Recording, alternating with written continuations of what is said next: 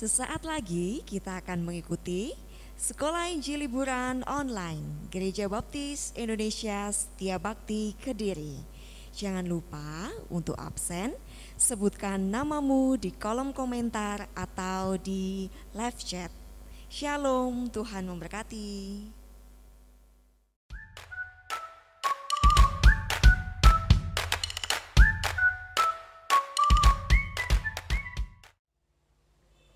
Shalom, apa kabar hari ini? Pasti luar biasa. Kita memasuki sil hari yang ke berapa? 1, 2, 3. Pastinya masih tetap sukacita karena Tuhan menyertai kita bersama keluarga mengikuti hasil 1, 2, 3. Hari ini kita akan mendapatkan kebenaran firman Tuhan yang luar biasa. Yuk, sebelum kita melanjutkan sil kita hari yang terakhir ini, kita akan bersama-sama bersatu dalam doa. Mari kita berdoa. Tuhan yang mengasihi kami, terima kasih anak-anak-Mu sudah bersama anggota keluarga mengikuti sil sampai hari yang terakhir. Terima kasih penyertaan-Mu, biarlah kami boleh disegarkan dengan kebenaran firman-Mu. Kami mendapat pengalaman yang luar biasa. Dan biarlah Tuhan, sil online ini hanya sampai di sini saja dan tidak akan terulang. Karena kami meyakini Tuhan akan menyembuhkan bumi kami. Dan kami bisa kembali sil di gereja, kami bisa kembali beribadah di gereja. Penyertaan-Mu Tuhan bagi keluarga kami masing-masing. Dalam nama Tuhan Yesus kami berdoa. Amin. Yuk anak-anak, semuanya yang ada di rumah, mama, papa, kakek, nenek yang mengikuti sil ini, kalian semua pernah atau sering atau belum pernah membaca Alkitab? Wow, tidak mungkin tidak pernah. Pasti semuanya sudah pernah. Kita akan memuji nama Tuhan, kitab suci milikku. Ayo semua kita berdiri, kita memuji nama Tuhan. Kitab suci milikku.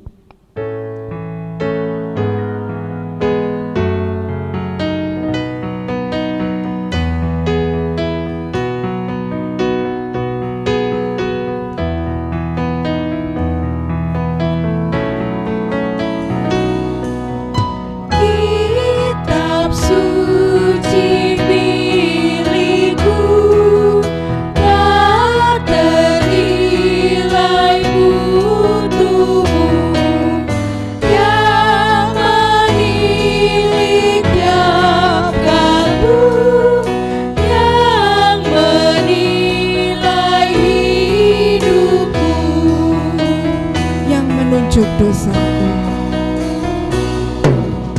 yang menunjuk dosaku, dan sang juru selamatku, yang memancarkan kasih bagi aku yang kecil. yang selalu menghibur hatiku, Yang menghibur hatiku dalam duka citaku, yang mengokohkan iman hingga aku terus tahan, yang menuju ke seberang surga indah yang cerah. Kitab suci milikku, tak ternilai mutumu.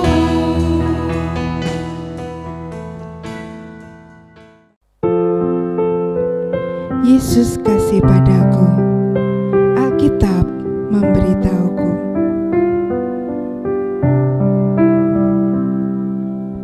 Yesus kasih padaku, Alkitab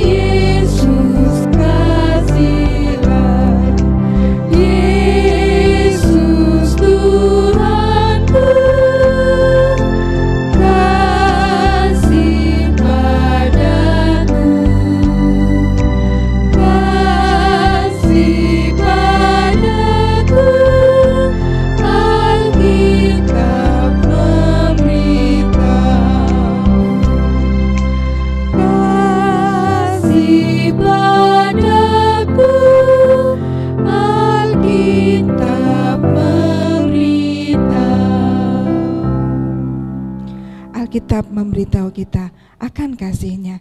Kita akan bersama-sama janji membaca kitab suci. Semua akan mengikuti teman-teman kalian.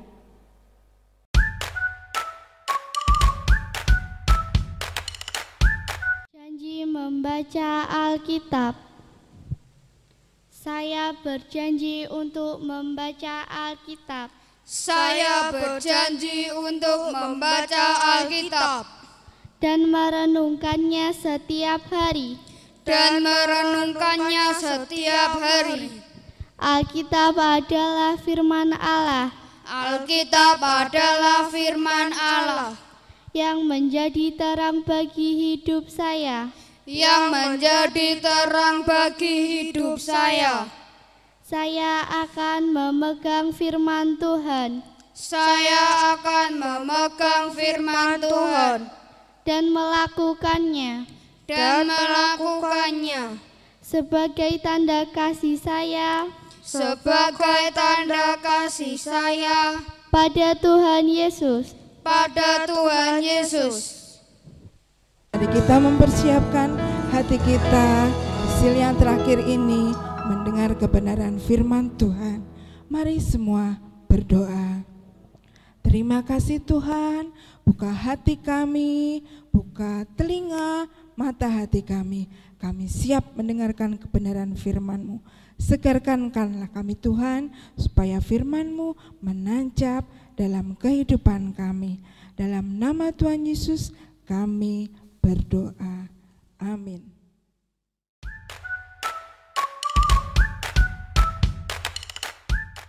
Halo, saat ini kita sudah memasuki sil hari yang ketiga, dan pada saat ini kita akan bersama-sama menyimak cerita Alkitab.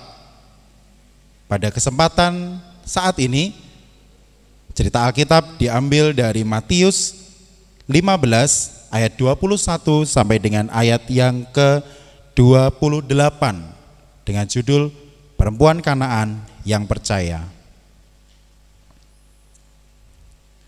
Pada waktu itu, Yesus pergi dari situ dan menyingkir ke daerah Tirus dan Sidon. Maka datanglah seorang perempuan Kanaan dari daerah itu dan berseru, "Kasihanilah aku, ya Tuhan, anak Daud, karena anakku perempuan kerasukan setan dan sangat menderita." Ternyata perempuan Kanaan ini sedang sangat menderita.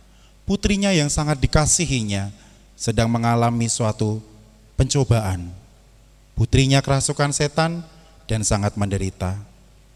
Namun Tuhan Yesus sama sekali tidak menghiraukannya, tidak menjawabnya.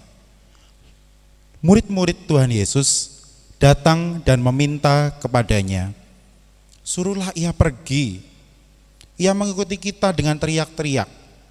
Murid-murid Tuhan Yesus sangat terganggu dengan perempuan Kanaan ini. Tuhan Yesus menjawab, "Aku diutus hanya kepada domba-domba yang hilang dari umat Israel."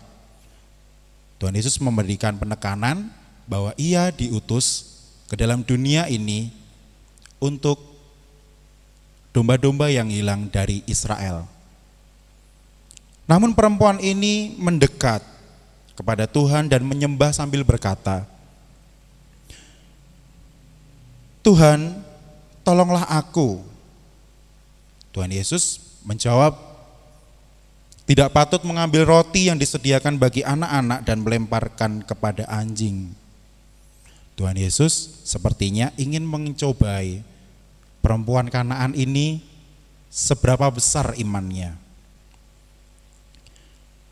Kata perempuan itu, "Benar Tuhan, namun anjing itu makan remah-remah yang jatuh dari meja tuannya."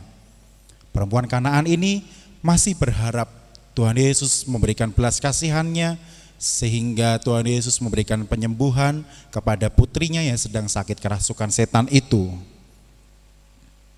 Maka Yesus menjawab dan berkata kepadanya, "Hai ibu, besar imanmu, maka jadilah kepadamu seperti yang kau kehendaki."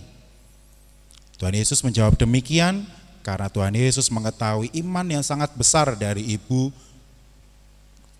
perempuan Kanaan ini.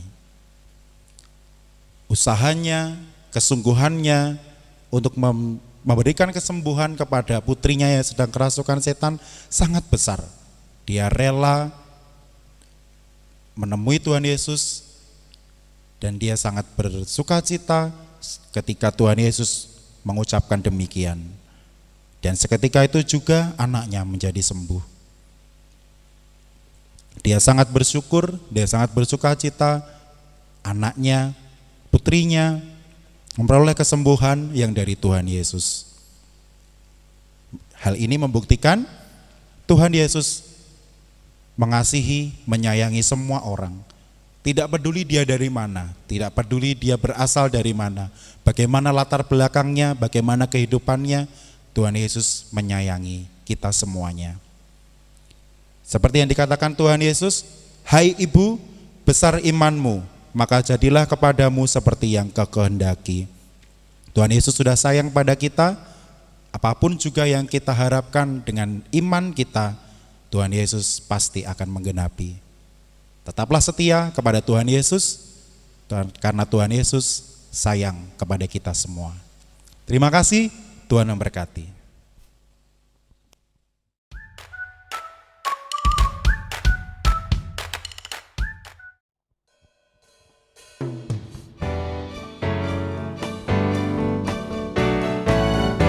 Semua boleh bertepuk tangan yang ada di rumah.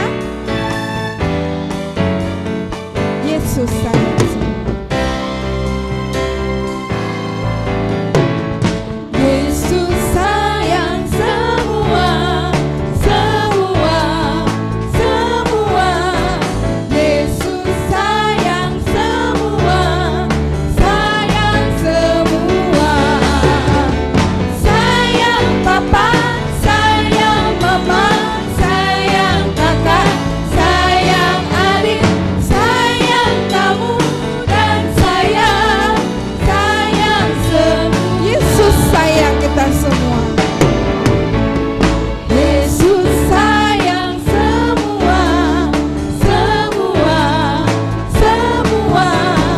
Yesus sayang semua, sayang semua. Sayang Papa, sayang Mama, sayang kakak, Sayang siapa? sayang kamu dan sayang semua.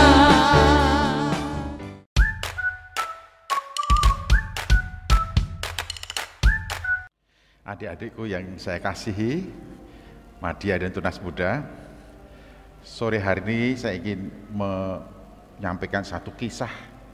Sebetulnya kisah ini ditulis oleh 3 pengikut Yesus yang setia, yaitu oleh Markus, oleh Matius, dan oleh Lukas. 3 orang ini menceritakan kisah ini karena memang ini satu kisah yang sangat menarik.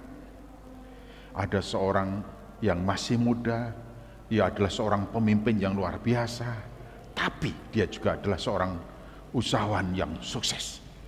Ia berlari-lari ketika melihat Yesus datang dan kemudian tersungkur di depan kaki Yesus dan bertanya, "Guru yang baik, apa yang seharusnya saya lakukan supaya saya mendapatkan hidup yang kekal?" Tuhan Yesus menjawab kepada anak muda itu dengan penuh belas kasihan. Tentu saja engkau tahu bagaimana perintah Allah itu. Jangan berzina, jangan mencuri, jangan menjadi saksi dusta, jangan membuat rugi orang lain, hormati ayah ibumu, dan seterusnya. Lalu pemuda kaya dan pemimpin ini menjawab, "Guru, itu sudah saya lakukan sejak masa mudaku, bahkan sejak masa kecilku. Aku tidak pernah merugikan seorang pun. Aku menjaga kesucian diri dan tidak pernah berzina.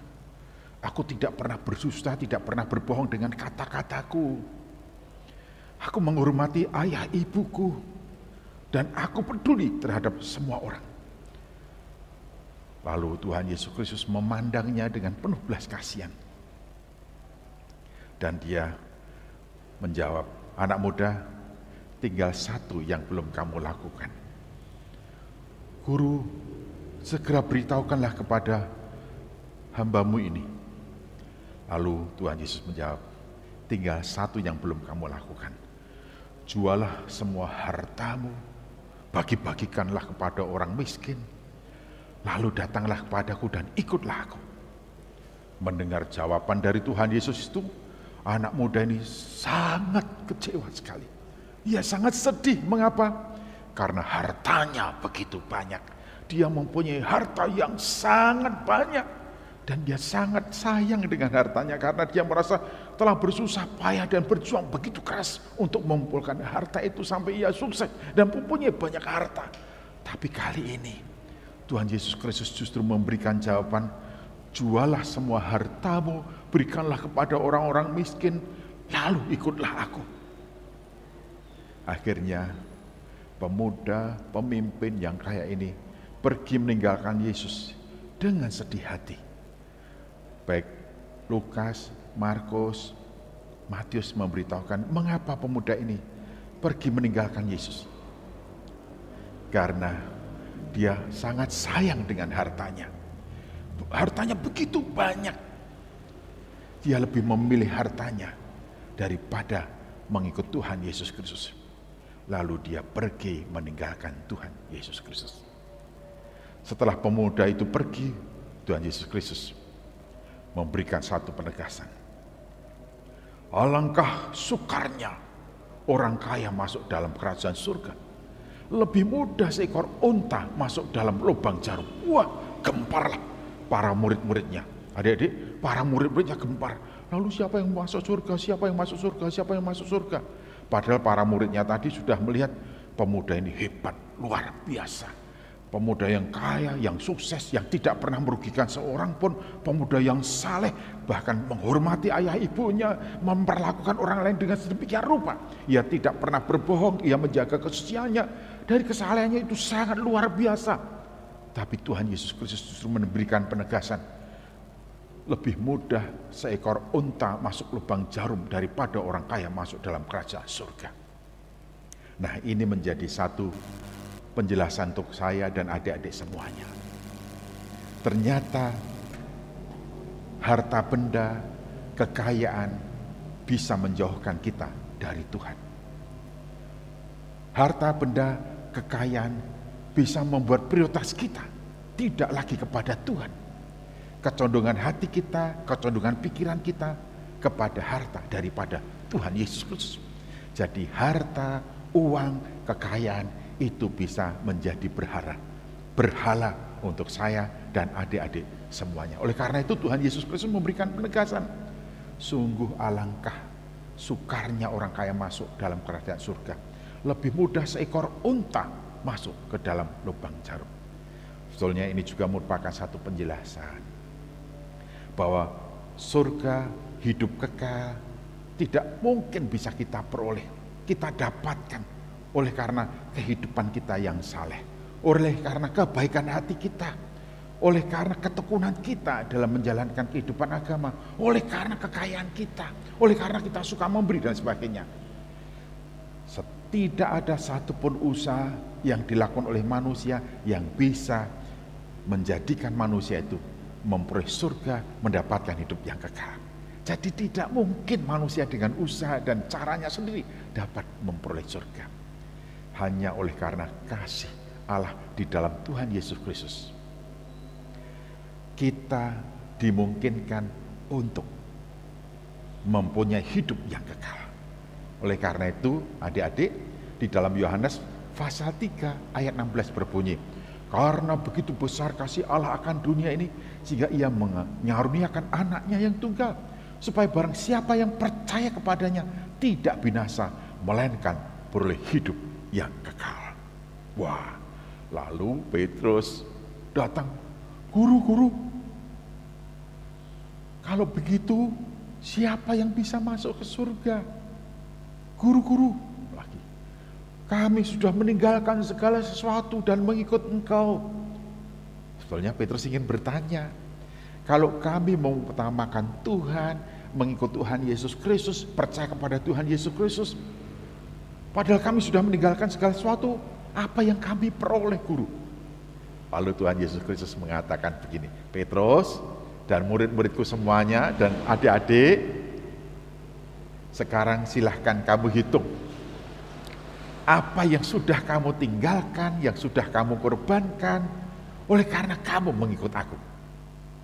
Silahkan dihitung. Apakah kamu kehilangan teman, kehilangan sahabat, kehilangan saudara, kehilangan ini, itu, dan sebagainya karena kamu mengikut aku. Silahkan kalian hitung semuanya. Muridnya memandang dengan mulut terbuka. Apa yang akan dikatakan oleh guru selanjutnya? Apa yang akan dikatakan oleh Tuhan Yesus Kristus selanjutnya? Lalu Tuhan katakan, silahkan kalian hitung semuanya. Apa yang sudah kamu berikan, kamu serahkan, kamu tinggalkan, kamu korbankan karena kamu mengikut aku. Hari ini juga aku berkata kepada kalian, sesungguhnya barang siapa yang telah meninggalkan segala sesuatu dan mengikut aku, ia akan mendapatkan kembali 100 kali lipat. Dan pada saatnya ia akan memperoleh hidup yang kekal. Ini artinya apa?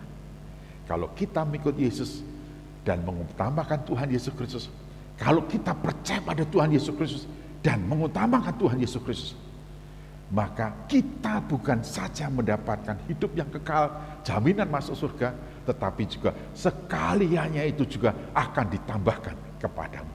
Kita tidak pernah rugi karena kita mengikut Tuhan Yesus Kristus. Jadi anak-anak Madya, anak-anak tunas muda, inilah kesempatan bagi kalian untuk mengambil keputusan. Apakah kalian akan mengambil keputusan untuk mengikut Yesus, mengasihi Tuhan Yesus Kristus dan percaya kepadanya?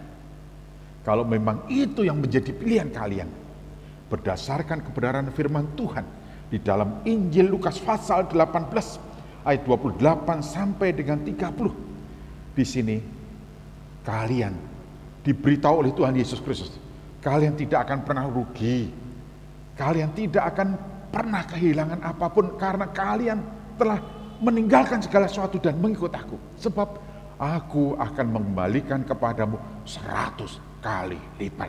Tuhan sudah menyediakan berkat yang berkelimpahan bagi kalian semuanya. Atau dengan bahasa lain, sekaliannya itu juga akan ditambahkan kepadamu di samping. Kepadamu Tuhan menyediakan surga, hidup yang kekal. Haleluya, puji Tuhan. Anak-anak Madya, tunas muda, hari ini silahkan kalian membulatkan keputusan untuk berdoa.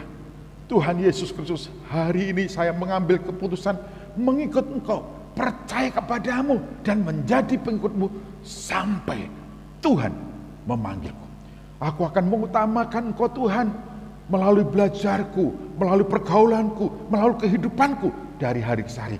Aku akan setia kepadamu ya Tuhan Yesus Kristus, karena ternyata berkat Tuhan jauh melampaui dari semuanya yang Tuhan sediakan bagiku. Bukan saja hidup yang kekal, bukan saja surga, tetapi sekaliannya itu juga akan ditambahkan kepadamu. Haleluya, puji Tuhan. Mari kita berdoa.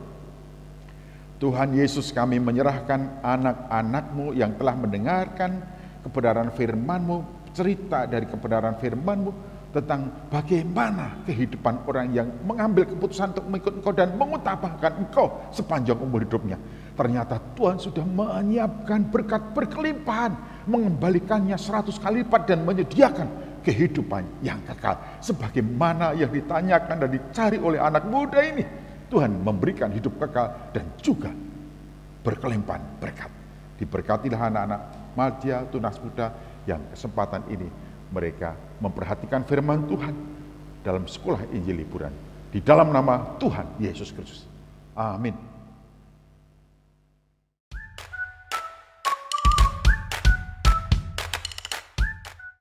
Shalom.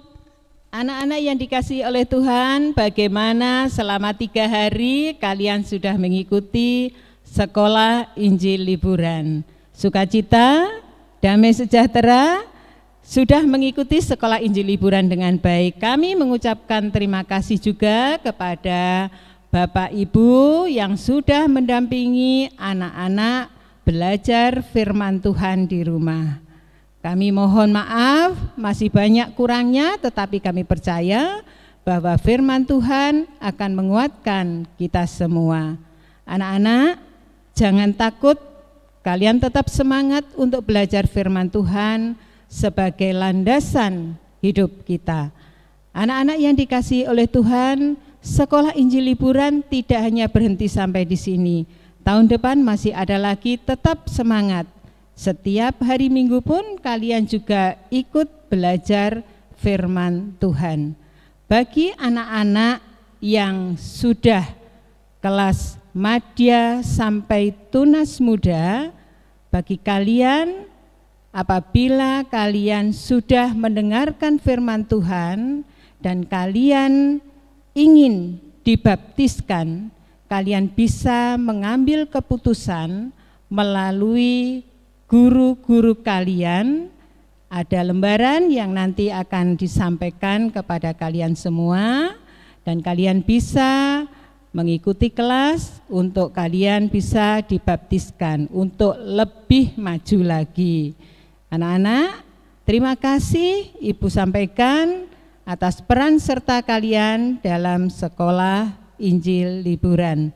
Sekali lagi kami ucapkan terima kasih kepada Bapak Ibu yang sudah mendampingi anak-anak dalam belajar firman Tuhan baik hari Minggu maupun sekolah Injil Liburan kali ini. Selamat bertemu kembali dalam SIL 2021. Terima kasih, Tuhan Yesus memberkati.